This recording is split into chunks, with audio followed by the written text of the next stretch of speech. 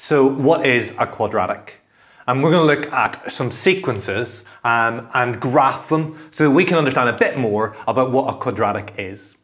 This first sequence goes 1, 3, 5, 7 and 9. I'm going to plot it now. I knew where to plot that because I've got my x values, 1, 2, 3 and 4 are the numbers of the terms, and my y values are the height. So 1, 1, 2, 3, 3, 5 and 4, 7. And when I join those up, I end up with a straight line. And it's a straight line because each term goes up by the same amount. Each term increases by 2. So I know the next term in my sequence, the fifth term, which will appear here in my graph, should be 2 more, which is 9. So the fifth term is 2 more, that's 9. And we call those linear sequences because when we draw them, we get a straight line.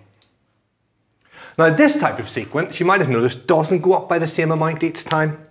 Rather, it's going up by, getting faster and faster. It's increasing more and more. So let me plot this one now.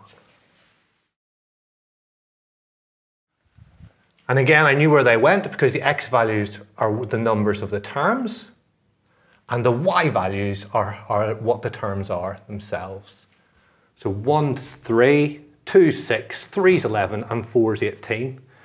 Now, if I see that, that's not a straight line, but rather it's a curve that goes round like that. And it's getting steeper and steeper and steeper.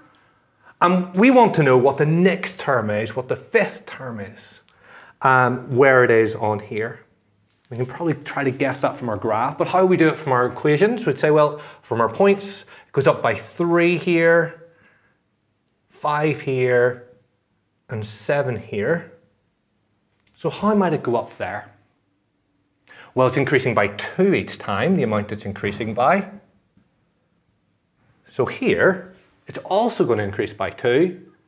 7 plus 2, which is 9. 18 plus 9, which is 27.